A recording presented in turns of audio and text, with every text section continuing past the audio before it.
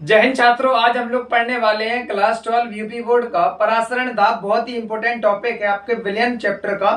तो देखिए, परासरण दाब समझने से पहले हम लोग समझेंगे परासरण होता क्या है। तो देखिए, परासरण की डेफिनेशन किस प्रकार से लिखते हैं कि जब विलायक के अणु तनु विलयन से सांद्र विलयन में अर्ध पारगम्य झिल्ली से होकर गुजरते हैं, परासरण कहलाता है। देखिए, अभी आपको इसमें शायद समझ में नहीं आया होगा, हम थोड़ा सा आपको डायग्राम बना के समझाते हैं। देखिए यहाँ पे, ये मान लो कोई झिल्ली है, ठीक है। झिल्ली का मतलब होता है पॉलीथिन, पन्नी जिसको बोलते, ठीक है। ये मान लो कोई झिल्ली है जिसका नाम क्या है, अर्धपारगम्य झिल्ली। अब देखिए, अर्धपारगम्य झिल्ली होती क्या है। सबसे पहले ये समझे कि अर्धपारगम्य झिल्ली होती क्या है।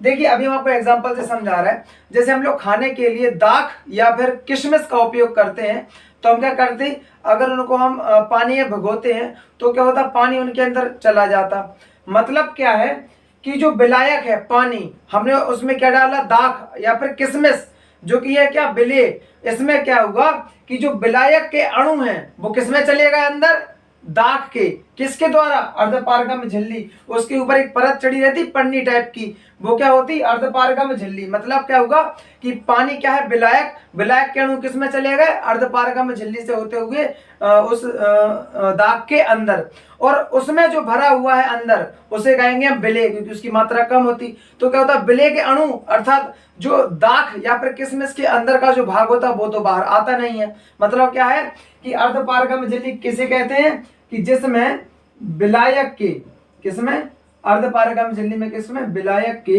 अणु किसमें चले जाते, अर्धपारगम्य झिल्ली से आर पार हो सकते हैं, लेकिन विलेय के अणु नहीं हो पाते हैं। इसीलिए जब हम दाख या फिर किशमिश रात में भिगोने के लिए डालते हैं पानी में, तो पानी तो दाग के अंदर चला जाता, लेकिन दाग के अंदर जो पदार्थ होता है वो बाहर नहीं आता, क्योंकि वो क्या है, उसमें विलेय है।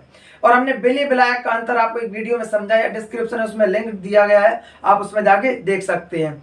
अब आइए देखिए, समझते हैं परासरण दोबारा होता क्या है। अब आपको अच्छे समझ में आ जाएगा। देखिए, जब विलायक के अणु तनु विलयन, और हमने उस वीडियो में तनु विलयन, सांद्र विलयन होता क्या ये भी समझाया है, फिर भी थोड़ा देख लीजिए। तनु विलयन क्या होता, पतला, और सांद्र विलयन क्या होता, गाढ़ा। इसमें क्या है, जब विलयन के अणु तनु विलयन से सांद्र विलयन में किसके द्वारा, अर्धपारगम्य झिल्ली से होकर गुजरते हैं, भाई क्या कहलाता, परासरण कहलाता है। अब देखिए, परासरण दाब क्या होता है। देखिए, परासरण दाब क्या होता है, अर्धपारगम्य झिल्ली से लगने वाला, अर्धपारगम्य झिल्ली से लगने वाला विलयन पर न्यूनतम दाब, अर्धपारगम्य झिल्ली से लगने वाला विलयन पर न्यूनतम दाब क्या कहलाता है, परासरण दाब। इसमें क्या लिखेंगे, अर्ध पारगम्य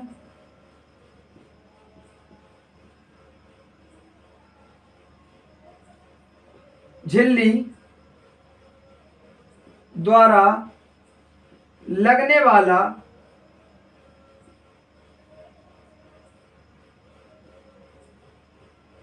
अर्धपारगम्य झिल्ली द्वारा लगने वाला विलयन में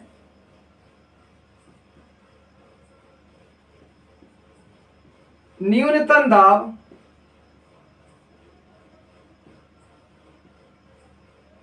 क्या कहलाता है, परासरण दाब कहलाता है।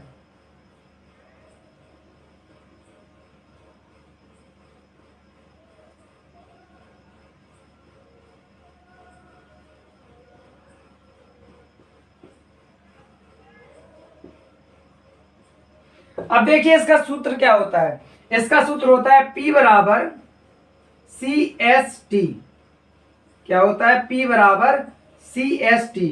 और इसको एक फॉर्म में और लिखा जाता है। C का मान क्या होता है, विलयन की सांद्रता का क्या होता कि N बटे V।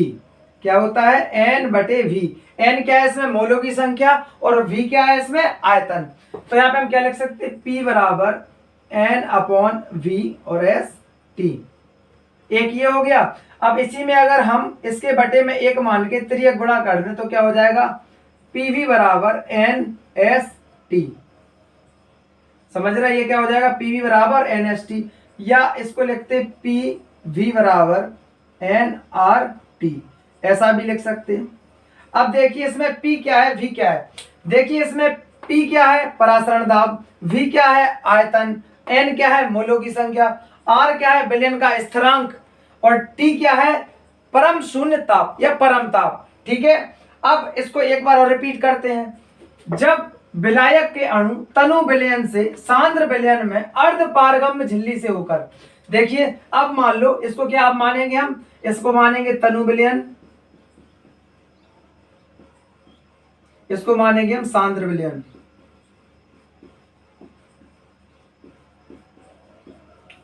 देखिए जब विलायक के अणु तनु विलयन से किस में जा रहे हो, सांद्र विलयन में, तनु विलयन से सांद्र विलयन में अर्ध पारगम्य झिल्ली से होकर गुजरते हैं, उसी का कहते हैं हम परासरण कहते हैं।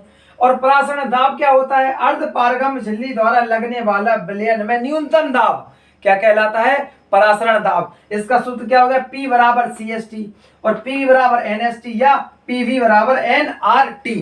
ठीक है, अब ये आपको अच्छे समझ में आ गया होगा और इसे नोट कर लीजिए या स्क्रीनशॉट ले लीजिएगा। विलयन वाले चैप्टर के जितने भी न्यूमेरिकल हैं जो कि आपके परीक्षा के हिसाब से बहुत इंपॉर्टेंट है, वो हम सबको यहाँ पे लगवाएंगे, जो कि आपको बहुत ही हेल्प करेंगे यूपी बोर्ड में अच्छा स्कोर करने के लिए। ठीक है, जय हिंद जय भारत।